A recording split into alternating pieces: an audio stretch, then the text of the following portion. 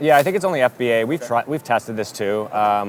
We've had sellers that are like, well, if I have merchant fulfilled and if I increase sales velocity on my MFN, will it help increase the inventory limitation? It doesn't. Amazon's figured that one out. So, so there's really no indication that that helps. But then people have that 12 inventory limit. Like you can't send in 12 units and then you go through it in one day and then it's like what are they supposed to do if you can only send 12 units? Like I've never seen 12. Like, I've seen 12. So it's really bad. How do you even start? I mean, it's hard enough as a new seller, and then they're like, nope, 12 units. Like it's not even a pallet. It's like some it's corner tucked away. Yeah.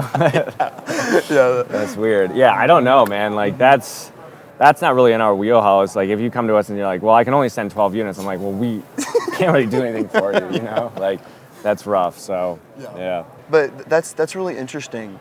And then going back onto the fulfilled by merchant type of thing, what I've seen on the Amazon algorithm is once Amazon is actually overutilized, when too much Prime members are ordering things and they're too busy essentially, they're actually prioritizing FBM listings more than Prime because they can't fulfill everything via Prime, so they actually start prioritizing fulfilled by merchant. Right. So that way they can take more orders from Prime members, and they're actually really putting those up in the listing, which is actually quite fascinating. It is, because historically, they don't like MFN. Yes, and they're like, oh, wait, okay, there's a lot of demand here. Why don't you guys come back and help us out? It's like they'll boost up MFN, and it's like you're literally trying to phase out MFN, and now because there's too much demand, you're like, you know what, come back. We need your help, But it is interesting. They do, we have seen that where it's like, well, my MFN, listing in merchant fulfillment is what I mean by that, is ranking higher than my actual Amazon fulfilled.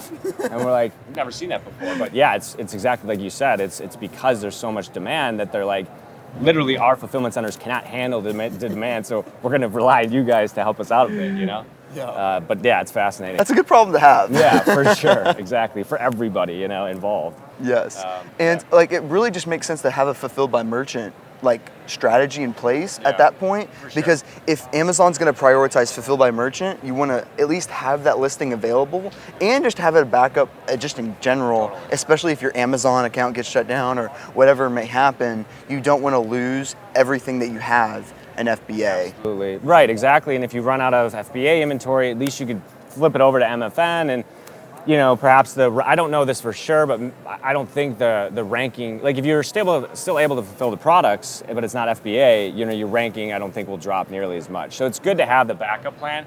And that's what I did too as a third-party seller. I had a warehouse that would prep our products to go to FBA, and they also did fulfillment. And so I would always stock, 2-3 weeks worth of products there in case all of a sudden, there's weird things that happen. I mean, everybody knows, times, there's right? weird Amazon things, yes. There are weird things that happen. All of a sudden, you sell out within a couple days, and you're like, what happened? You know what I mean? So, just preparing for those odd events is smart. Yeah.